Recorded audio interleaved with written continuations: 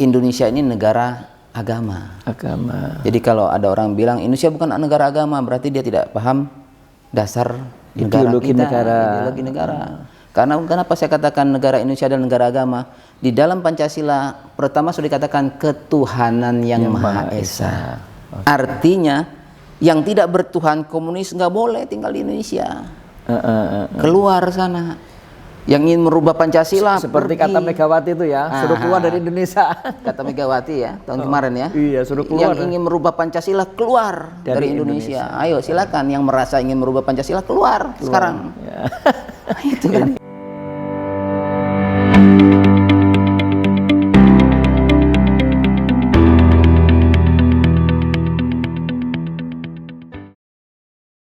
Bismillahirrahmanirrahim. Assalamualaikum warahmatullahi wabarakatuh. Waalaikumsalam warahmatullahi wabarakatuh.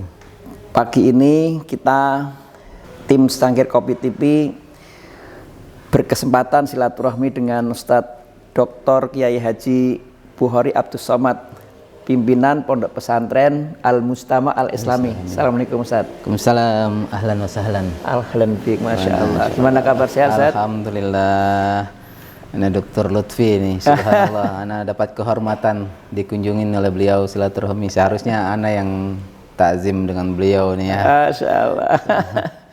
Ustadz, ini pertama kami menyampaikan silaturahim. Kemudian yang kedua, kita ini pengen ngobrol-ngobrol santai di channel kami Secangkir Kopi TV. Kaitannya dengan berita yang hangat nih Ustadz. Tentang RUU HIP. ini memang ini lagi hangat nih Ustadz. Iya. Sebenarnya apa sih Ustadz isi dari atau garis-garis besar tentang RUU HIP itu apa Ustadz? Ya, supaya masyarakat tahu. Ini lagi heboh-hebohnya ya. Dan hampir semua lini masyarakat, baik kalangan akademisi, kalangan ulama, kiai, santri, sampai kepada tingkat cendekiawan ikut mengomentarin, bahkan mungkin ya bereaksi lah atas rancangan undang-undang HIP ini. Ya. Sebetulnya ada 3 hal yang harus kita cermati lahirnya rancangan undang-undang HIP ini. Pertama, dalam rancangan ini tidak dicantumkan Dekret Presiden 5 Juli 1959. TAP MPR itu Ustaz? Enggak, dekret presidennya. Oh, ya. Dekretnya. Karena dekret presiden ini adalah kembalinya kepada Undang-Undang Dasar 45. Dan dalam dekret itu adalah menyatakan Piagam Jakarta sebagai ruh dari Undang-Undang Dasar 45. Oh, itu yang pertama. Penting ini. Yang kedua, RUU HIP ini tidak mencantumkan TAP MPRS nomor 25 tahun 1966. Kaitan dengan pelarangan tentang pembubaran Partai Komunis Indonesia, pelarangan penyebaran ideologi komunisme, Marxisme dan Leninisme. Dan gitu. Ini sangat berbahaya. Apapun maksud dan tujuan mereka, ada indikasi besar bahwa tidak dicantumkan TAP MPRS 25 tahun 1966 ini adalah satu indikasi membuka peluang lebar bagi pahamnya komunisme untuk masuk. Nah, inilah yang menjadi dasar pemikiran khususnya kalangan pimpinan-pimpinan pondok pesantren, ulama-ulama, ormas-ormas Islam, bahwa ideologi Pancasila ini mau dikebiri, digerus ya, digerus. Padahal ini hasil dari konsesi dari beberapa macam kesepakatan bersama kalangan-kalangan ulama, baik dari internal muslim maupun non muslim. Ya, itu. Nah, yang ketiga ternyata juga RUU HIP ini memeras. Ya, kalau bahasa saya itu meringkas, memeras apa? Menyederhanakan. Pancasila jadikan trisila, bahkan jadi ekasila satu kan itu. Jadi hilang ya. Jadi hilang. Mungkin yang paling ngeri itu kalau hilang tentang ketuhanan yang Maha Esa ini barangkali dari ulama ini. Jelas. Karena memang Indonesia ini negara agama. Jadi kalau ada orang bilang Indonesia bukan negara agama, berarti dia tidak paham dasar ideologi negara. Karena kenapa saya katakan negara Indonesia adalah negara agama? Di dalam Pancasila pertama sudah dikatakan ketuhanan yang Maha Esa. Artinya yang tidak bertuhan komunis nggak boleh tinggal di Indonesia. Keluar sana.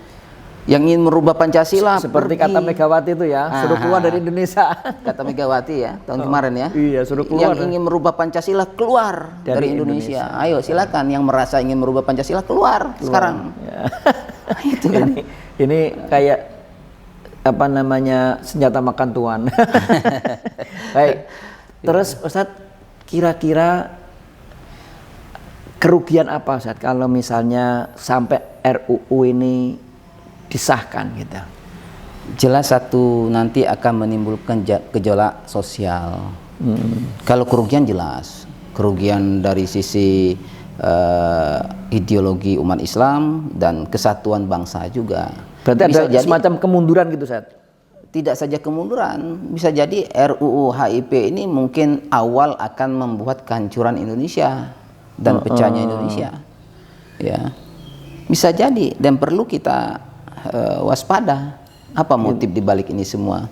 Maka saya katakan di sini ada 3 golongan yang harus diperhatikan. 1 pencetus, 2 perancang, penggagas, ya. Yang ketiga pendukung. 3 golongan ini bertanggung jawab harus. Ya. Siapa yang mencetuskan awal, kemudian siapa yang membuat undang-undang ini sebagai penyusunnya, pencetus, penyusun, dan pendukung. Yang mendukungnya siapa? Siapa gitu? 3 hal ini atau 3 golongan ini nggak bisa dipisahkan. Gitu Pasti saja. ada satu kesatuan yang mereka mempunyai satu tujuan dan maksud yang sama. Sama. Nah itu. Padahal ini Pak Kiai, dalam KUHP pasal 107 ya, nomor B, nomor D dan E itu jelas sekali. Barang siapa dengan sengaja membuat makar, ya, ini sekitar kontennya, terhadap ideologi Pancasila, membuat perubahan ideologi Pancasila, maka dipidana maksimal 20 tahun. Berat berarti Berat. termasuk ini. Konten lagi dari KUHP pasal 107 ayat D, bukan ayat D ya, nomor D, itu kontennya yang saya bacakan, adapun teks secara ininya karena saya bukan pakar hukum. Barang siapa ingin menghidupkan paham komunisme, marxisme, leninisme, dihukum penjara maksimal 20 tahun. Jelas. Berarti berat ini ya. Berat. Itu pasal-pasal makar itu. Pasal makar terhadap ideologi Pancasila. Itu pasal 107 KUHP. Ini pasal makar. Ya. Pertanyaan besar saya yang awam begini, apakah mereka yang mencetuskan, yang mendukung, yang menyusun ini termasuk makar? Nah, ya. Oh jelas, makar.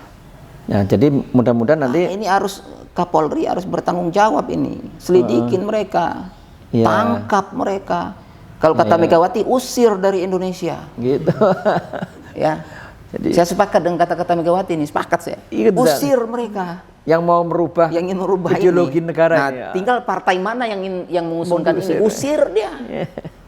Dalam pasal 107 atau nomor E-nya itu yang ingin membuat ormas, ya, atau mendukung ormas tersebut, baik internal Indonesia maupun eksternal, dalam dan luar negeri, dihukum penjara maksimal 15 tahun.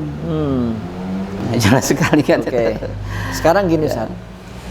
Apa kira-kira pesan Ustadz Bukhari sebagai pengasuh pesantren saja, atau katakanlah tokoh masyarakat yang mewakili Muslim lah?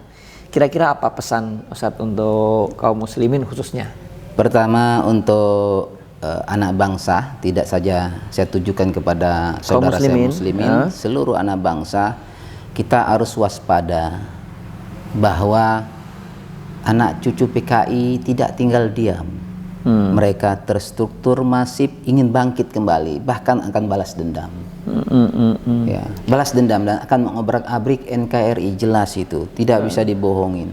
Ya, seharusnya orang yang mengaku saya anak PKI itu nggak boleh masuk dewan. Gitu. Nggak boleh dia duduk di DPR. Karena kalau dia ada masih tetapnya, karena dia masih mengaku ideologi komunis. Bagaimana orang tidak bertuhan hidup di negara yang bertuhan? ya, Kan jelas itu. Harusnya begitu ya. Harusnya begitu. Jadi kita mesti harus waspada dan kawal nih Ustaz ya. Harus kawal. Bukan hanya ditunda mestinya. Ya, inilah bentuk cinta NKRI. Dan inilah bentuk sebetulnya Pancasilais ya. Jadi kalau orang bilang saya Pancasila, belum tentu dia Pancasila. Justru yang sekarang yang berkoar-koar saya Pancasila, ada indikasi. Diam 1000 bahasa nggak ngomong. Mana itu teman-teman yang bilang saya Pancasila? Diam mereka. Berarti kita sebagai kaum muslimin atau anak bangsa tadi harus kawal itu bukan hanya sekedar menunda ya Ustaz ya. Ya. Tapi harus dibatalkan. Baik, kita setuju nih kayaknya harus dibatalkan. Harus nanti kita dibatalkan. kawal nih ya. Kawal, dibatalkan. Sekarang terakhir Ustaz, pertanyaan terakhir. Ya. Apa sih atau mungkin perjalanan sejarah nih Ustaz? Ada nggak bahaya PKI itu terhadap pesantren Ustaz? Atau mungkin ada contoh-contoh pesantren yang menjadi korban katakan dari kebiadaban PKI itu sehingga kok kita harus kawal nih gitu. Kalau istilahnya Bung Karno jas merah, jangan lupa sejarah ya. Sebetulnya kalau kita kembali kepada sejarah, adanya Indonesia ini adalah andil besar para kiai, para ulama dan para santri. Tanpa kiai, ulama dan santri, Allahu a'lam bishawab, mungkin Indonesia tidak lahir seperti sekarang. Maka peran kiai, peran ulama, peran santri, termasuk para syuhada, pejuang-pejuang kita harus dihormati, harus dihargai wujud mereka dan keberadaan mereka. Maka ketika ada rongrong komunis tahun 48 kemudian 65 itu, target mereka siapa pertama kali? Bukan nasionalis. Target mereka yang agamis, para kiai, para santri, para ulama, itu yang dibunuh oleh mereka. Termasuk pesantren? Termasuk pesantren, dan itu tujuan utama mereka. Katanya ada pesantren-pesantren yang menjadi korban gitu. Oh ya, contoh saja misalnya Pondok Modern Gontor. Oh itu pernah menjadi korban juga? Korban PKI ya. Yang... Tapi karena gerakan mereka sudah kecium sama Pak Kiai, ya, Kiai Ahmad Sahal dan Kiai Imam Zarkasi, ya mereka jelas antisipasi. Alhamdulillah. Selamat lah ya. Selamat. Beliaunya. Meskipun kedua saudara ini apa istilahnya? Kalau dalam bahasa kita itu saling mengklaim, saya saja di pondok. Saya akan mempertahankan pondok. Sampean Kiai Zar pergi mengungsi bawa santri-santri. Kata Pak Kiai Zar kepada kakaknya Kiai Ahmad Sahal, saya saja yang lebih tua. Biar yang muda masa depannya lebih panjang, bawa nih santri pergi. Kan gitu kalau istilah kita ya, ini bahasa saya. Pergi bawa santri ngungsi sana biar saya ngadapin PKI. Itulah kehebatan kiai-kiai terdahulu dan ulama dalam kita, mempertahankan NKRI dan mempertahankan ideologi ya. Kalau kita sekarang ya henti aja lah biar mati. Biar saya selamat dulu. Berarti mungkin pesan yang bisa kita kirim ke pengambil kebijakan atau katakanlah dewan dan pemerintah dalam hal ini, menurut saya ditunda apa diberhentikan saat ini? Ini harus di stop, diberhentikan. Di stop ya, tidak boleh dilanjut nih saat mengawal ideologi negara ya. Hubbul waton minal iman. Baik. Ya mungkin begini, kalau saya ingin berpesan pada pemangku jabatan sampai ke tingkat yang tertinggi, Pak Jokowi dan teman-teman yang ada di kekuasaan, baik itu di dewan maupun di kementerian, jabatan itu amanah. Kalau amanah itu harus dipertanggungjawabkan di hadapan Allah dan di hadapan manusia. Di hadapan manusia sesuai dengan konstitusi, di hadapan Allah dia harus sidik, amanah, tabligh dan fatona. Jangan jadikan jabatan itu sebagai ghanimah. Nah, ghanimah itu kan tahu sendiri, harta rampasan. Berebut untuk mengambilnya. Kalau jabatan jadikan ghanimah, ya beginilah fantasi risa'ah, hancur negara kita. Baik. Apa yang bisa dijual, apa yang bisa dikeruk, apa yang bisa diambil. Karena menjadikan jabatan sebagai ghanimah. Salah. Maka pesan saya, manfaatkanlah jabatan ini, sisa waktu yang tersisa dari masa amanah kedua ini untuk kepentingan bangsa, untuk kemaslahatan umat, untuk persatuan rakyat, kan, kemakmuran anak bangsa. Ya, jadikan jabatan-jabatan ini sebagai amanah yang harus dipertanggungjawabkan. Mungkin itu, Ustaz. Ya. Baik, pemirsa, ini terima kasih Pak Ustadz sudah diberi kesempatan. Tapi kenapa secangkir kopi? Supaya gini Ustadz, kesannya itu kalau ngaji itu jangan tegang gitu. Supaya santai gitu. Santai ya. Mungkin secangkir teh gitu kan. Karena kita di Lampung ini. Oh iya, di Lampung ya, betul. Baik. Siap. Bapak Ibu, terima kasih. Ini silaturahmi kita dengan Kiai Haji Dr. Buhori Abdus Somad. Mudah-mudahan bermanfaat dalam mengawal keutuhan NKRI yang kita cintai. Amin. Selamat pagi. Assalamualaikum warahmatullahi wabarakatuh. Waalaikumsalam warahmatullahi wabarakatuh.